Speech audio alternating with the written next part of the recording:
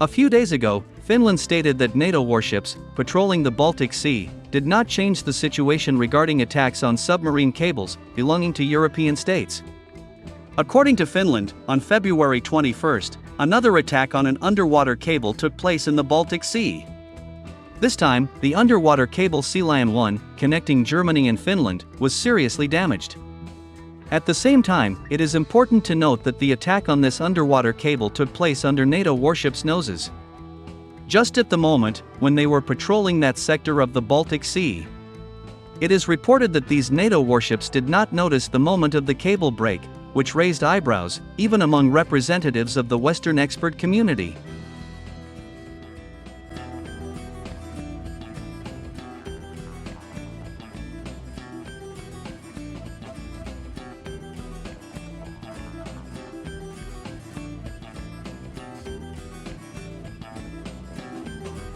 My dear truth seekers, let me remind you that over the past 60 days, underwater cable the Escalating 1, located in the Swedish economic zone, has been attacked and damaged 5 times. In addition, since December last year, such underwater cables as Eastlink 2 and BCS East-West Interlink have also suffered serious damage.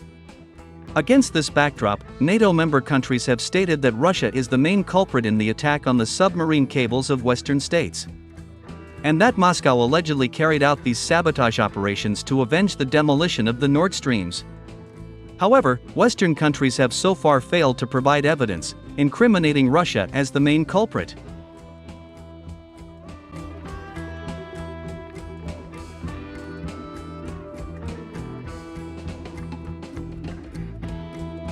In turn, Russia completely denies its involvement in the attack on the Western underwater cables.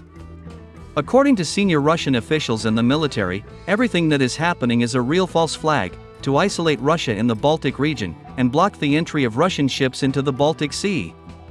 In particular, the former commander of the Baltic Fleet, Admiral Vladimir Valyev, called what is happening in the Baltic region NATO's total assault because of the humiliating defeat in Ukraine. According to him, NATO wants to take revenge on Russia in the Baltic region. Admiral Vladimir Valyev asserts that the collective West remains determined to expel Russia from the Baltic region. He argues that through provocations involving underwater cables, the North Atlantic Alliance is attempting to restrain the Russian fleet by increasing the number of NATO warships in the Baltic Sea. The Russian admiral also stressed that Europe has long been haunted by Kaliningrad, where the headquarters of the Baltic Fleet is located.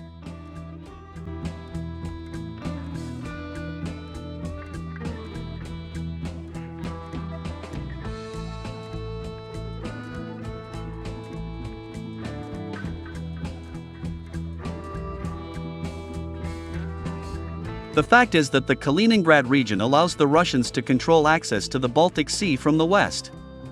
And this fact seriously worries the North Atlantic Alliance. Moreover, there is the largest Russian island of Gotland, in the Gulf of Finland, which also allows the Russian Navy to control access to the Baltic Sea from the east. According to Admiral Vladimir Valyev, precisely Kaliningrad and the island of Gotland are NATO's main targets in the Baltic region.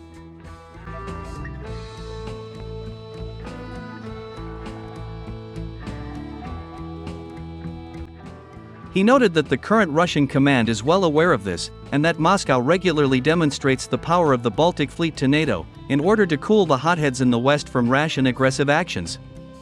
By the way, yesterday, the Russian Baltic Fleet, along with naval aviation, once again demonstrated to the North Atlantic Alliance its determination to protect not only Kaliningrad, but also the island of Gotland. As it turned out, this was Russia's response to a major military exercise being prepared by the West, where NATO countries would practice seizing the largest Russian island in the Gulf of Finland.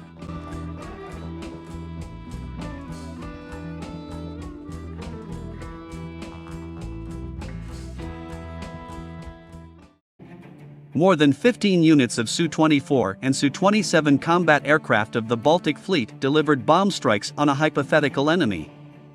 Under the cover of fighter jets, frontline bombers successfully destroyed targets that imitated landing craft. Russia showcased this demonstration of force in response to reports that the leadership of the North Atlantic Alliance has opted to conduct significant military exercises in the Baltic Sea, which will also include participation from Finland and Sweden.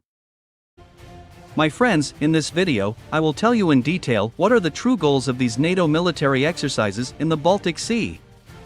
Baltic Operations or Baltops is one of the largest annual military exercises in Northern Europe. In 2025, the leadership of the North Atlantic Alliance plans to launch these major military exercises in early June. The maneuvers will cover the central and southern parts of the Baltic Sea, as well as the land-based training grounds of Germany, Sweden, Poland, Lithuania, Latvia, and Estonia. The completion of these military exercises is scheduled for June 17 in the German port of Kiel. Throughout the military exercises, the Combined Air Operations Center at Wadham will be responsible for coordination. Right now, in the Baltic Sea, there is a U.S. Navy large landing ship USS Kearsarge, carrying the 22nd Marine Expeditionary Unit. A Harper's Ferry-class dock landing ship USS Carter Hall and Arleigh Burke-class guided missile destroyer USS Gravely. By the summer of this year, the North Atlantic Alliance plans to engage 50 warships, 80 aircraft, and over 80,000 sailors, pilots, and Marines from 60 countries in these military exercises. Baltops have been held for 40 years now, but never before have Sweden and Finland participated in these military exercises as de facto full members. My friends, in reality, if we forget about the propaganda trumpery, these NATO military exercises have nothing to do with defense and are designed to become one of the elements of strangling Russia. The task of these military exercises is to work out coordinated actions with new participants in the immediate vicinity of two Russian objects on the Baltic coast: St. Petersburg and Kaliningrad. It's pretty obvious that the scenario of these NATO military exercises also includes the capture of the largest Russian island of Gotland, located in the Gulf of Finland in the eastern Baltic Sea. Being located on the fairway line near the mouth of the Neva River, the Russian island of Gotland makes it difficult for hostile forces to pass to Kronstadt and St. Petersburg. It is worth noting that throughout its history, the island of Gotland has been abundantly watered with the blood of Russian sailors and its invaders. For this island, the Russians fought the Swedes, Finns, British, and Germans for many centuries. During Soviet times, there was a coastal artillery division on the island. Currently, the island has a Russian station for monitoring territorial waters, 5 heliports, a command control center, a weather station, a fuel filling complex, and service stations. When developing new aggressive plans against the island of Gotland, NATO certainly took into account the experience of the battle for Snake Island in the Black Sea. Of course, the Russian military also took into account the experience of that battle. Therefore, while NATO was rehearsing the seizure of bridgeheads in the Baltic Sea, the attack aircraft of the Russian Baltic Fleet has worked out the disruption of the military operation of the alliance. Immediately after that, Russia began military exercises involving more than 20 warships, boats, AL-38 anti-submarine aircraft, and Ka-27 helicopters to search for and destroy enemy submarines. As you have already noticed, the Baltic is becoming a new point of tension, and this means that I will follow the news of this region even more closely.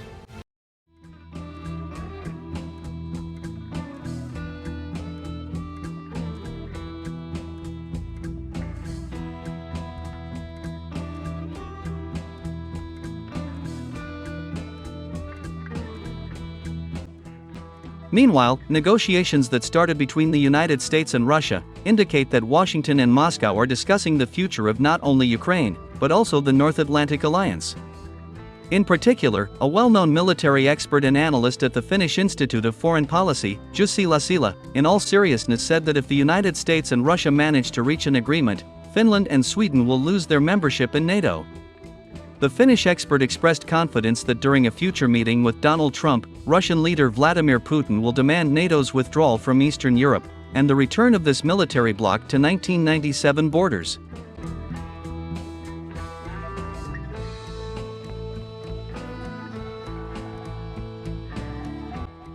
And given the fact that Trump himself has a very negative attitude towards NATO, and considers the actions of the North Atlantic Alliance to be the main reason for the outbreak of the Russo-Ukrainian War, the United States may well agree to Putin's demands.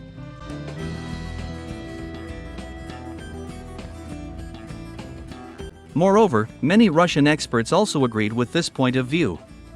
According to them, during the future meeting between Trump and Putin, the main topic of negotiations will not be Ukraine, but NATO's future fate.